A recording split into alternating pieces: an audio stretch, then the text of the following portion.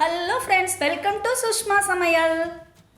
இப்போ ஒரு பேன் எடுத்துட்டு அதில் 2 டேபிள் ஸ்பூன் எண்ணெயை சூடு பண்ணிக்கோங்க. எண்ணெய் சூடானதும் 2 டேபிள் ஸ்பூன் கடலைப்பருப்பு சேர்த்து பொன்னிறமாக வறுத்துக்கோங்க. இப்போ இது கூட 3 வரமிளகாய் சேர்த்துக்கோங்க. கூடவே ஒரு வெங்காயம் சேர்த்துக்கோங்க. வெங்காயத்தை நல்லா கண்ணாடி பதத்துக்கு வதக்கிக்கோங்க. இப்போ இது கூட ஒரு தக்காளி பழம் சேர்த்துட்டு நல்லா வதக்கிக்கோங்க. இந்த டைமில் ஒரு குடமிளகாய் சேர்த்துக்கோங்க. தேவையான அளவுக்கு உப்பு சேர்த்துக்கோங்க. இதை நல்லா மிக்ஸ் பண்ணி 2 நிமிஷம் வதக்கிக்கோங்க. நல்லா வதங்கினதும் 2 இன்ச் அளவுக்கு புளி சேர்த்து நல்லா மிக்ஸ் பண்ணி ஒரு 10 செகண்டுக்கு வதக்கிக்கோங்க.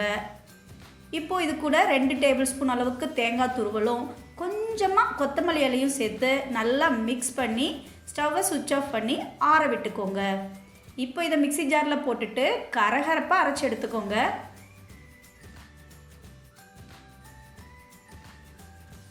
இந்த சூப்பரான குடமிளகாய் சட்னியை இட்லி தோசையோடு வச்சு சாப்பிட்டீங்கன்னா சும்மா சூப்பராக இருக்குங்க.